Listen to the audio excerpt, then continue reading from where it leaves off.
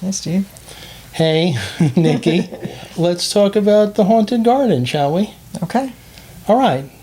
So I learned recently that you had a sort of artistic inspiration for this. Tell me about that. Well, I have always been a big admirer of Giacometti's sculpture, which I think is called The Palace at 3 a.m. or something like that. It's very dreamlike.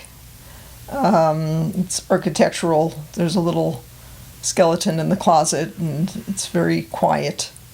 Maybe I'm reading a lot into it because of the title. I like titles, but I don't know. Anyway, it's always been one of my favorite sculptures. So I had a thought of doing something architecturally. I don't think that it ended up looking anything like Giacometti's sculpture, but it's inspired a little bit by him. It's got that. I wanted it to have that dreamlike quality, and the architecture is key.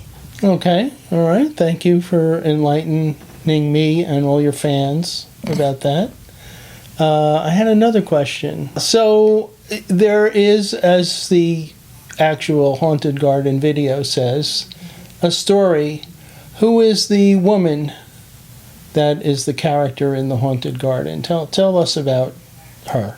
Well, as recited in the video, the person who built the Haunted Garden is a madwoman who was an alchemist and a clockmaker and a recluse, and she lived in the woods. Nobody really knew where she came from, but she built this garden, and she, in the time of the telling of the tale, she's gone, and all that remains is the birds who now inhabit the garden. Local folklore had it that she had freed a cuckoo from its imprisonment in a cuckoo clock. It was under some enchantment or something, and she freed it.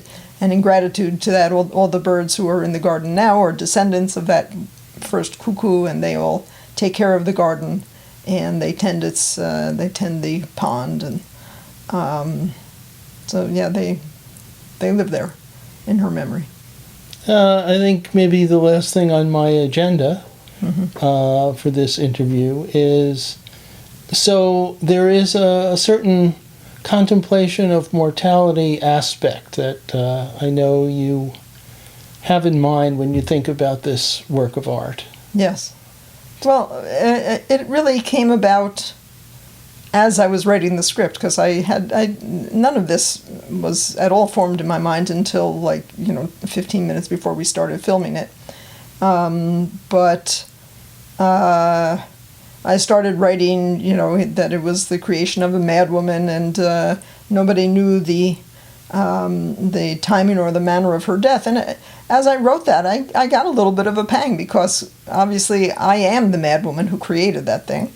It's kind of amusing to think of myself as a madwoman, but the bit about the not knowing the hour or the timing or the manner of my death, that's true. I don't know that, and so it gave me a little bit of a pang. But that's really what an artist is going for.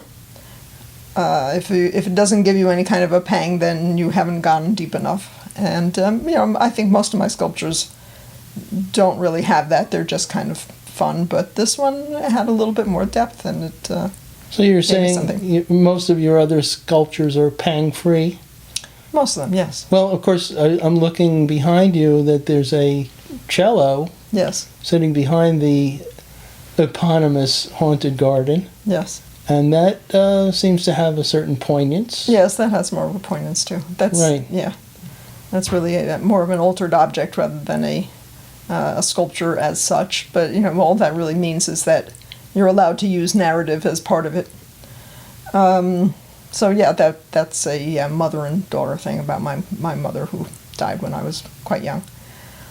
But it seems to me other works of art around where we're sitting nearby. Yes. I'm reluctant to say our house, because then they'll know, but it seems to me a number of them probably have a certain amount of depth and poignancy, which if I'm right about that, it makes me wonder whether you really understand your own artwork. Well, yeah, maybe I don't, but You're yeah, okay with that, though? I am okay with that. Yes. Yeah, I mean, some of them do have a little bit more to do with my personal feelings, and others don't. They're just fun. Right. I'm okay with that. I don't have any problem with that. Right. And also, if people get something out of them that you didn't think of, Yeah. I assume that's okay. That's okay. That is okay. And so it's interesting to me that you, mulling it over, not just now, but maybe when we were making the video, identify with this character that you have created that is not physically visible in the work of art, but has become sort of spiritually associated with it. Did you learn anything about the sculpture from doing the video, would you say? I did. I got a very surprising insight into the project. In fact, I would say that in hindsight, now that we've done the video, I would say that the video is the main thing, and the sculpture is just sort of a set design for the video.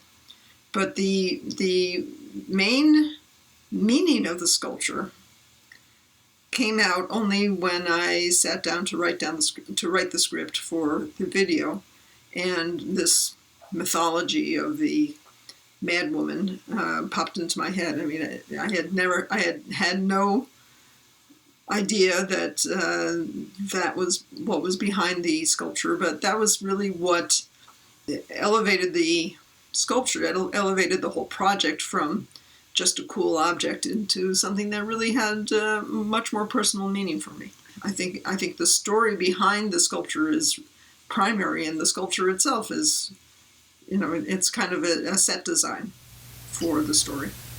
So you ended up communing with this character you created. Yeah, I ended up identifying with the character. And feeling that you were her. Yes. You're the Madwoman. I am the Madwoman. Well, because I'm the creator of the garden. So, yes. So, So, if I said she lovingly hand-cut and hand-laid all the tiles on the patio around the surround of the pond. Right. I was the one who did that, Right. So you must. Else who did that. So the evidence is fairly strong that you are the Madwoman. I am I'm clearly the Madwoman. Yes. Would you like to say how the video came to be? Well, it was actually entirely your idea, as I recall.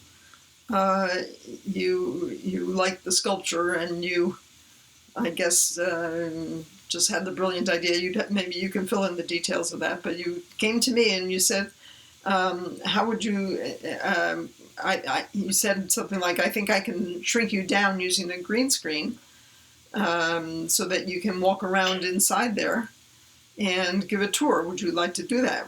Do you think that would be fun? And I said, yeah, great. It sounded like a lot of fun. Walk around inside your own sculpture. Walk around inside my own sculpture, which is, it's about 18 inches tall. So, it would take some doing to make me small enough to get in there. But I was chuffed. I thought it would be real fun. Okay. And in fact, it was. It occurs to me, I guess I had one more thing on my agenda. Mm-hmm. So the origin of the materials. Yes. You want to say anything about that? What you made this thing out of? If I can call it a thing. It is a thing. We can call it an object. It's an objet. Or a sculpture. If you call it an objet, you can charge more for it. Okay. It's not for sale. Okay. But, it's made out of some clock cases, as I recited. She was a clockmaker, the Madwoman, so she had some clock cases hanging around. Right. So it's made of some clock cases, and principally this wood is this beautiful walnut wood, some of which was already hinged together. I had other parts I had to rehinge, but it came from an organ. And just today we were talking about how the late and very much lamented Marshall Norstein helped me to dismantle this organ and take the parts of it home. And that's the wood that I use. It's really quite lovely, old walnut from an organ. And as you say, we went to a memorial for him today, just today, Yes. New Year's Day. Recently shuffled off the mortal coil, Marshall Norstein. Yes. Probably did not foresee the time or manner of his death, just to bring things full circle. Yeah, I think he probably did not. Right. And here's the artwork that he Yes. contributed to. Right. He wasn't the Madwoman per se, but it's not impossible to believe after the memorial service that, just like you, he might have had a little of that Madwoman in him. Yeah, very likely. And maybe we all do, which is why we respond to this lovely objet. Perhaps. Okay. Okay. Thank you. Thank you. Thank you, Steve. Thank you for making the video, the original video, and thank you for this opportunity to share some thoughts. It's always good to talk to you. And there we have it. Cut. Wait, I think we have to say. Yeah. So yeah. So yeah. Yeah. Yeah.